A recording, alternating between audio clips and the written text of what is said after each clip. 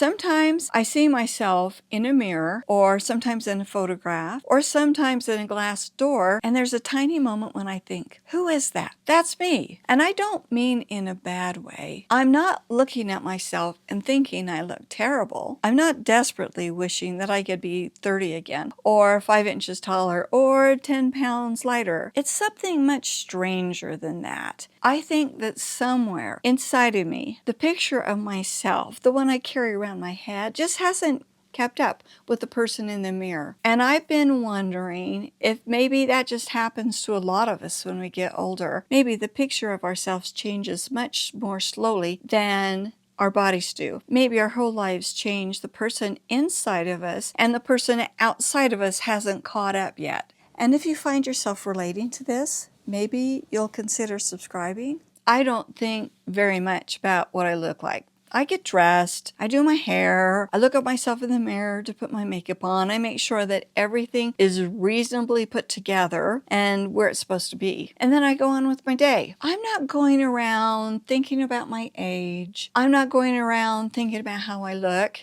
And that's why I think sometimes that unexpected reflection is so surprising, because when I'm not looking in the mirror, I don't have an age in my head. I don't walk through the house thinking, here comes a woman in her late 60s. I'm thinking about what I'm going to make for dinner, what I'm going to do to clean the house, what I'm going to get done, what one of the kids said, or about the video I'm going to make next, or the laundry, or 100 other perfectly ordinary things. Inside my head, I just feel like myself. And then I'll catch my reflection, the 68-year-old me, unexpectedly. The outside doesn't match the inside. This happens to me occasionally when I'm going into church. There's a big full-size window, and I walk up to it, and I see myself wearing this long maxi dress. When I'm getting dressed at home, I only see myself from the waist up. Sometimes I walk up to that door, and I see this short little woman wearing a long dress who is a good 10 pounds heavier than she is in my head. And I'm like, whoa,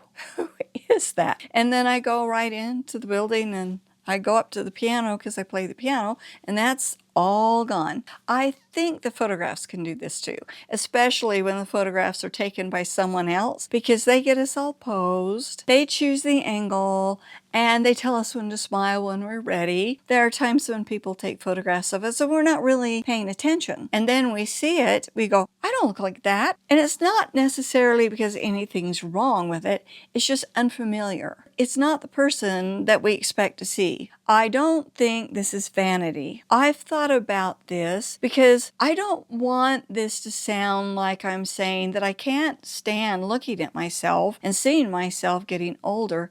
That's really not it. Obviously, there are things about aging that I don't particularly enjoy. I don't think anyone wakes up one day and is thrilled to discover more wrinkles and craggy looking hands, but I don't think that I have the desire to erase every sign that I've lived as long as I have. It's almost like there are two versions of me. There's the physical person who's been changing little by little every single day. And then there's the person I carry around inside of me, and she doesn't seem to change as nearly as fast. Maybe it's because physical aging is so gradual and it's linear. You can't go backward. There's not one morning when you've gone to bed thinking that you look like you're 40 and then you wake up and go and look in the mirror and you see someone who's 68. It happens one day at a time, so slowly that you don't really notice that it's happening. But the picture in your mind doesn't necessarily get updated every morning. And then every once in a while, the mirror updates it for you. Maybe our inner selves don't really have an age. There's more that I've thought about this, the more I've wondered whether the person inside of us really doesn't age at all. Because I can remember being a young mother. I can remember being a teenager that made everybody laugh. I can remember being a little 8-year-old. I can remember being 3. I can remember being 40. Those people don't feel like strangers to me. They're still me. I've changed a lot since then. I've learned things. I've made a lot of mistakes, and I've changed my mind about things. But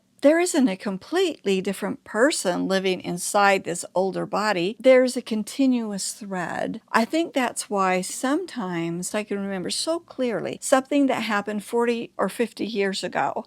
I know how much time has passed, but the memory doesn't feel 40 years old. It just feels like mine. I can remember one Sunday night when I was a kid. I don't know how old I was, 8, 9, 10, but we were up at my grandparents sitting on their porch and hummingbirds were flying around. My grandma was talking about her garden. She loved to garden. I look a lot like her and I have her complexion and everything. But that night, I suddenly noticed that Grandma had freckles. And so I thought, well, maybe I don't look like Grandma because she has freckles. And look at her arms. They're really freckly. And I don't have any freckles at all. So maybe everyone's wrong about me looking like her. And then I got older and I started to get age spots and my arms are particularly freckly and have some good age spots. And then I realized, okay, here we've got a sign that time really has been passing. And maybe that's part of why the mirror surprises me. The mirror is showing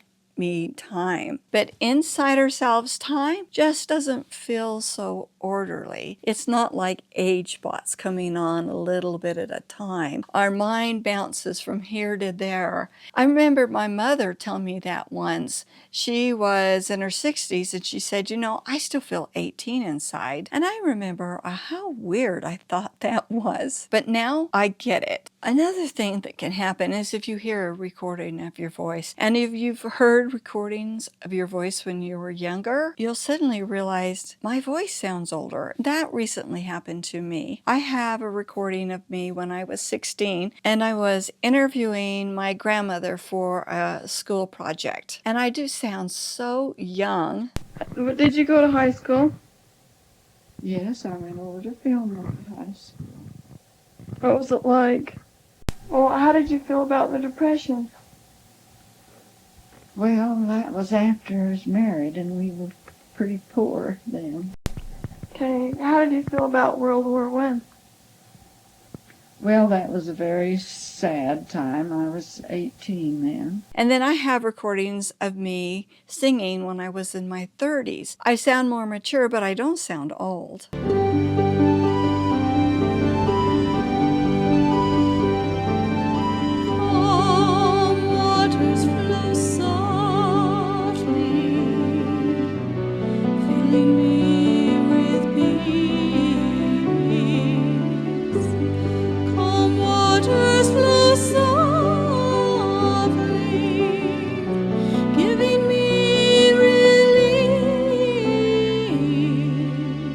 Recently did that video where my husband and I answered questions, and when I was editing it I went, oh wow, what has happened to my voice? My voice does sound like a woman in her 60s.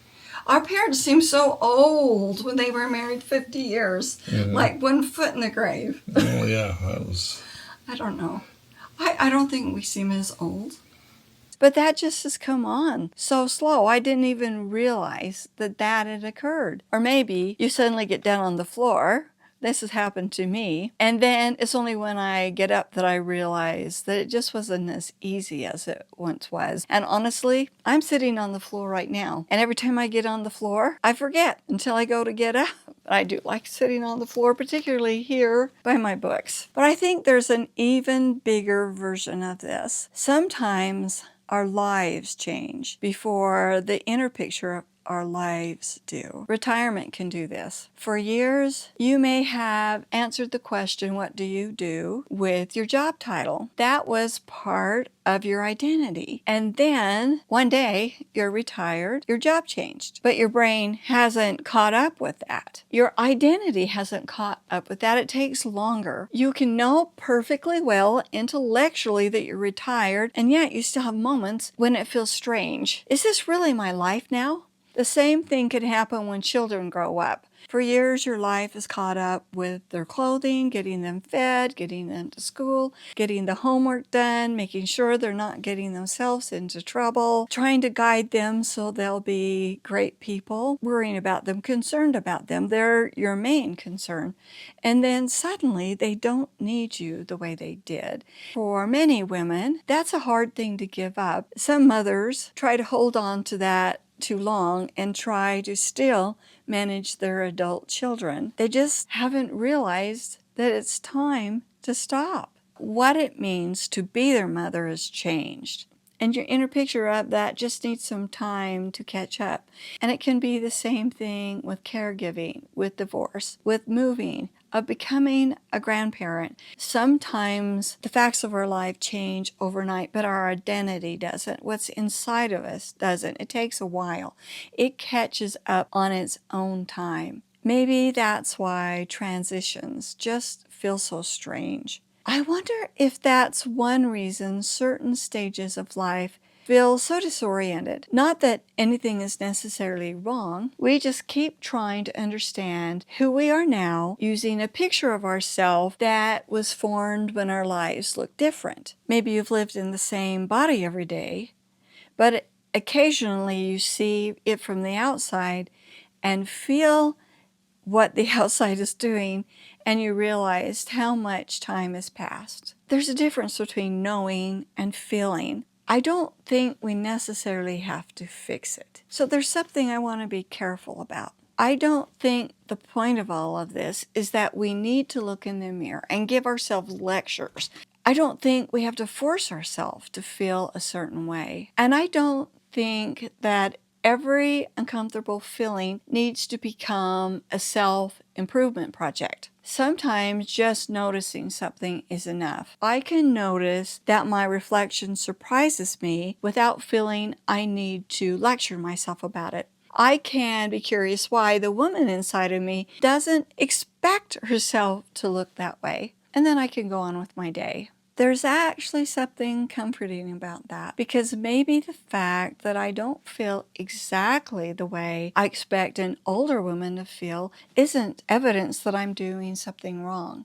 Maybe this is just what aging feels like. You're still yourself. I sometimes think that we carry every version of ourselves along with this. Not literally, of course, but the little girl you were helped form you. The teenager you were is still a part of you. The young woman trying to figure out her life is part of you. The mother, the wife, the worker, the friend, the woman who went through so many difficult things, the woman who made mistakes, the woman who had to start over. Maybe they're still here.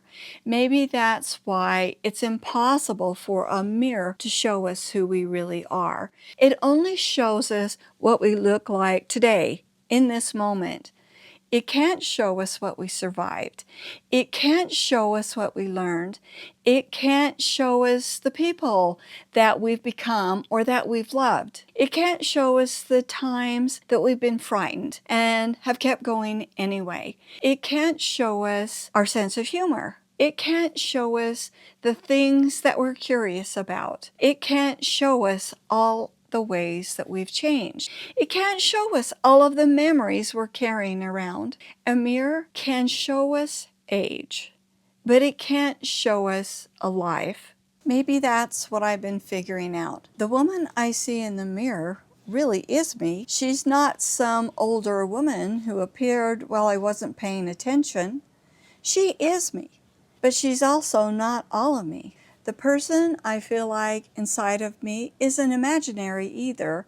I've lived long enough for my face to change, but I've also remained myself through all of those changes. Maybe that's why I don't mind those little moments of surprise as much as I once did. I can look at my reflection and think, oh, there I am.